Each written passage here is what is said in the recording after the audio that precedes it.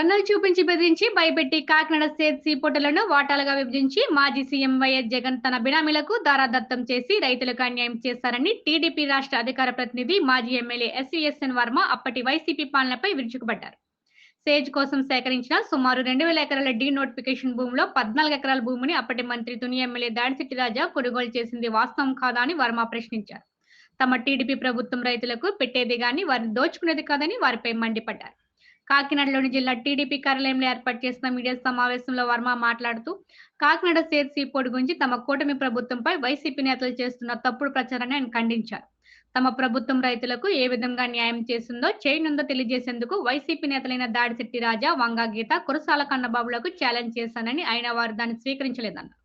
Sage రైతులకు ఎకరానికి 10 లక్షల పరిహారం ఇస్తే చాలని అప్పటి మంత్రి రాజా సమక్షంలో జీవోను రిలీజ్ చేస్తారని, ఇప్పుడు దానిపైన గగ్గోలు పెట్టడం ఏంటంటూ ప్రశ్నించారు.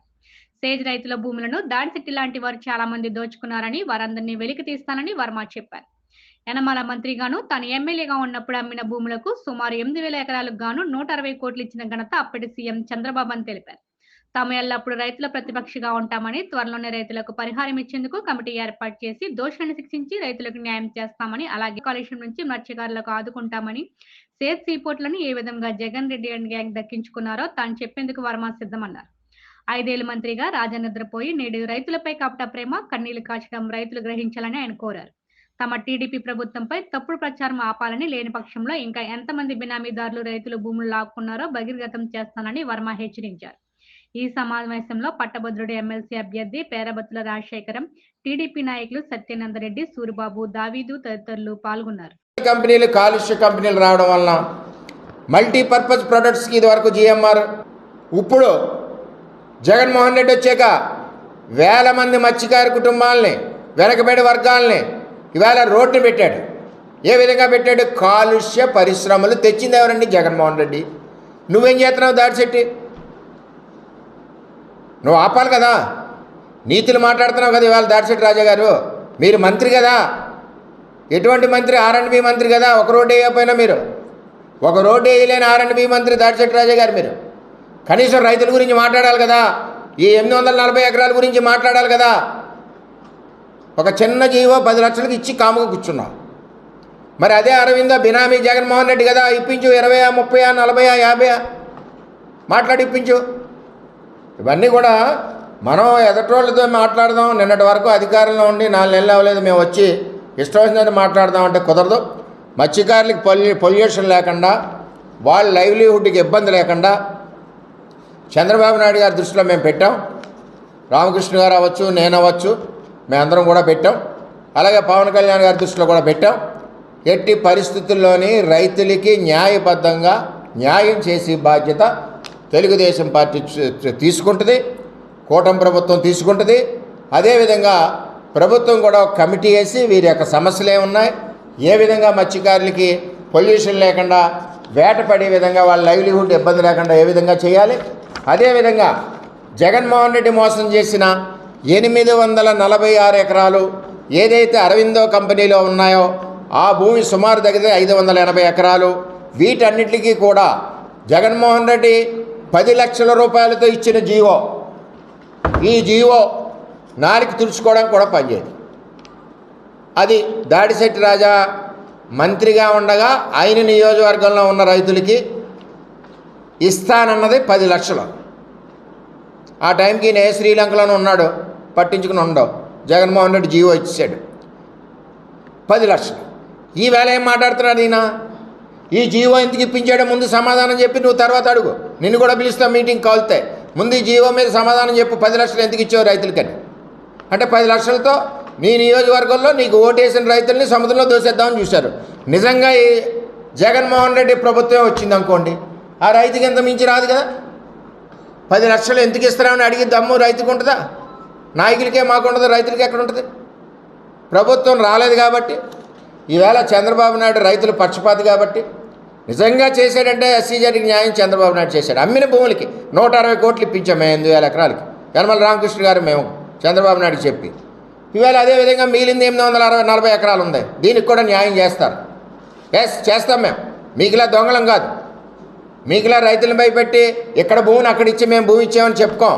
అందులో మీరు 15 ఎకరాలు దోసేశారు డీనోటిఫికేషన్ ల్యాండ్లో రాజావారు, దాడిశెట్టి రాజావారు, ఇంకా రాజాలు చాలామంది ఉన్నారు, వెరిఫికేషన్ అవుతుంది.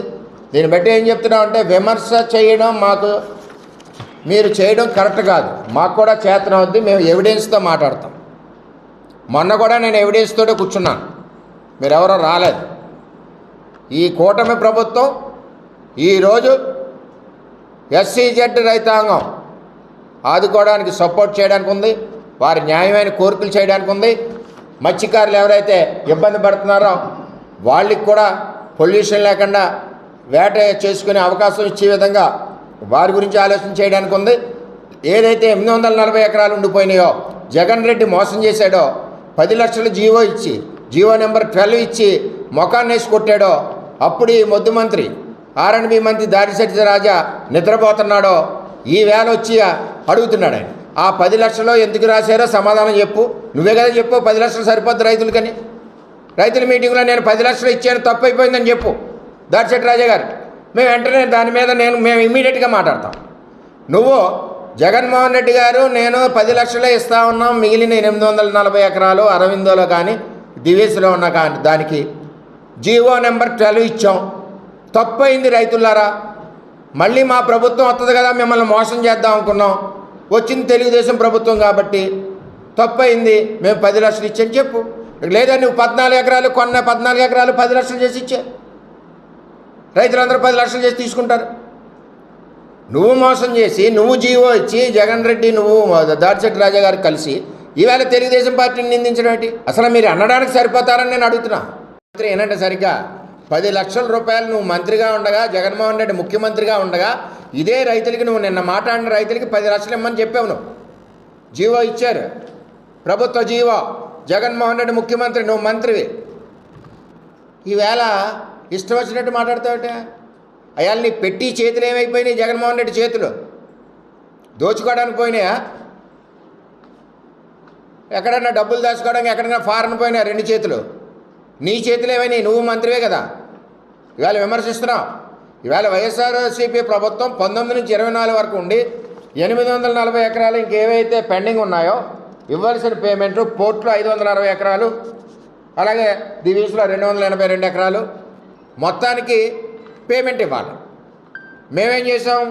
3 లక్షలు ఉన్న పొలాలకి 2 లక్షలు అదనంగా పెట్టి 5 లక్షలు ఇచ్చాం. అంటే ఆల్రెడీ 5 లక్షలకి ఫిక్స్ అయింది అక్కడ తెలుగుదేశం ప్రభుత్వం ఉన్నప్పుడు. నువ్వు వచ్చి ఏం చేసావు? 10 లక్షలు ఇమ్మన్నావు. ఈవేళ ఏం మాట్లాడుతున్నావు నువ్వు? 30 ఎందుకు ఇవ్వలేదు, 50 ఎందుకు ఇవ్వలేదు, 1 కోటి ఎందుకు ఇవ్వలేదు? నువ్వేం చేసావు అంటున్నాను నేను. నువ్వు ఇచ్చింది 10. వేళ మాట్లాడితే నాలుగు ఉంది కదా అని మాట్లాడకూడదు. వేళ ఇచ్చింది 10 లక్షలు జగన్మోహన్ రెడ్డి ఇచ్చింది. ఈవేళ రైతులకి ఇబ్బంది ఉంది, అడుగుతున్నారు. రామకృష్ణ గారు మేము కూడా చంద్రబాబు నాయుడు గారితో మాట్లాడుతున్నాం. రైతులకు న్యాయం చేయాలని చెప్పి ఆలోచనలో ఉంది తెలుగుదేశం ప్రభుత్వం. దానికి మీరు చేసిన తప్పులకి తెలుగుదేశాన్ని విమర్శించే పరిస్థితి కానీ స్థాయి కానీ మీ అందరికీ లేదని నేను చెప్పి తెలియజేస్తా ఉన్నాం. 2000 ఎకరాలు వెనక్కి ఇచ్చారు, మిగిలిన 8000 ఎకరాలకు రూపాయి ఇవ్వచ్చు కదా. మేము 2 లక్షలు ఇచ్చాం. రైతుల గురించి అంత బాధ జగన్మోహన్ రెడ్డికి ఉంటే ఇవ్వడం. ఎందుకు ఇవ్వడం? అరవిందో కంపెనీ బినామీ కంపెనీ ఇస్తే జగన్మోహన్ రెడ్డి డబ్బుల నుంచి పోతాయి. జిఎంఆర్ఎఫ్ బెదిరించి కొట్టేశారు కదా, చాలా కోట్లు మిగిలినాయి కదా, ఇవ్వచ్చు కదా. పోర్టు కొట్టేశారు కదా, కోట్లు మిగిలినాయి ఇవ్వచ్చు కదా. మరి అది అడగచ్చు కదా దాడిశెట్టి రాజా జగన్మోహన్ రెడ్డిని.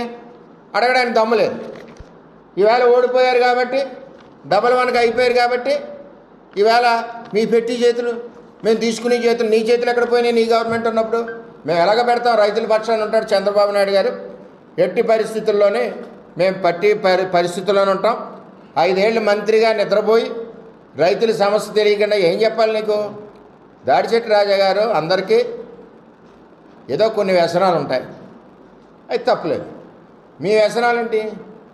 మంత్రి అయి ఉండి మీరు ఎక్కడ శ్రీలంక పోవడం, 15 రోజులకు ఒకసారి రావడం, మిగిలిన అన్ని రకాలుగా మీరు మత్తులో ఉండడం.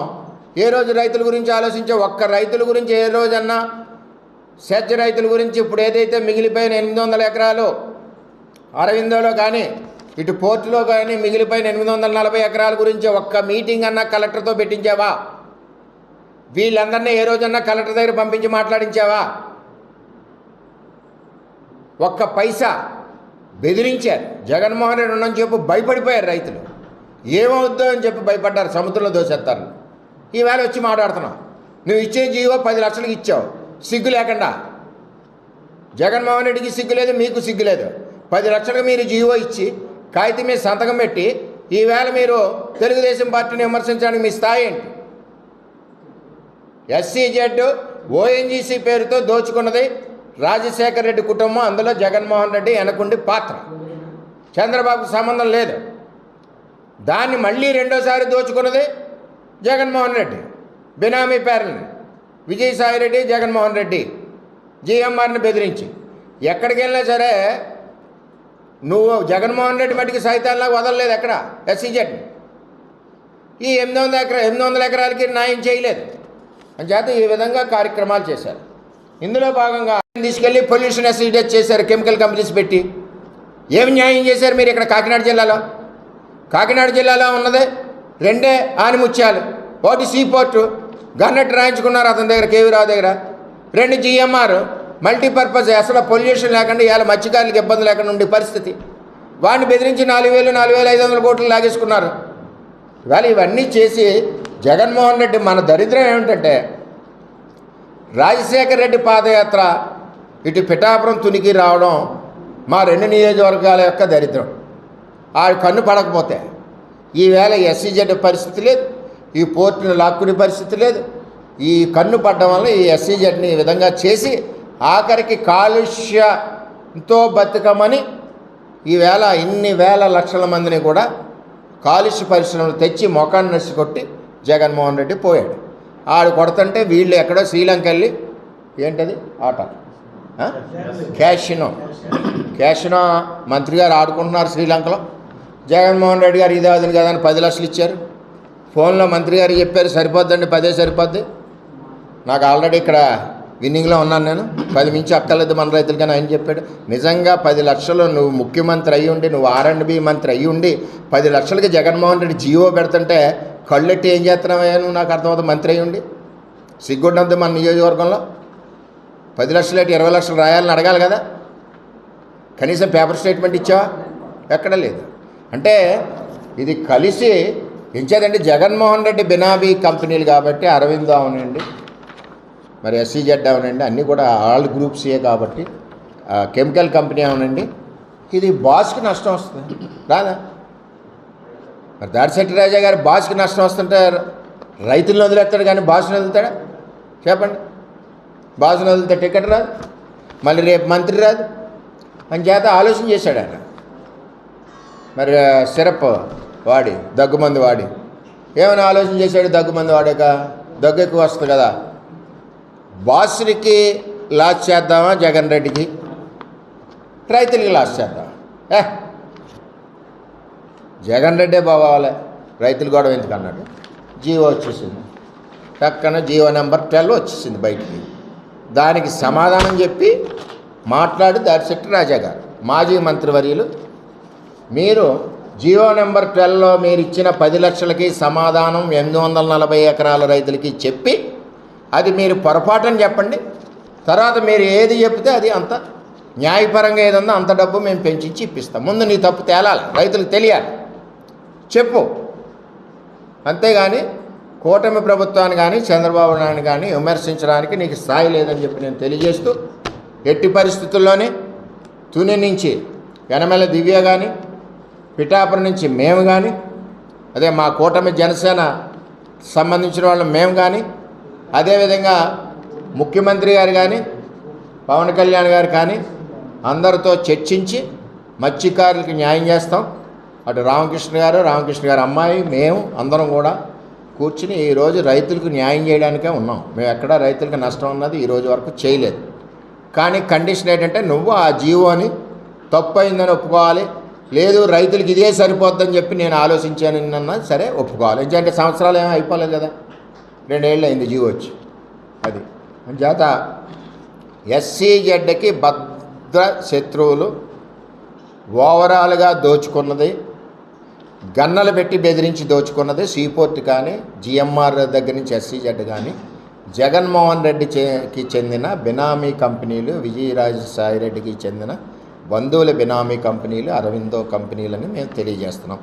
అందులో భాగమే దాడిశెట్టి రాజా మా నాయకుడు జగన్ రెడ్డికి నష్టం రాకూడదు బినామీ కంపెనీల్లోంచి అని చెప్పి రైతులు 840 ఎకరాలకి 10 లక్షల చాలు అని చెప్పి జీవో నెంబర్ 12 రిలీజ్ చేశాడు.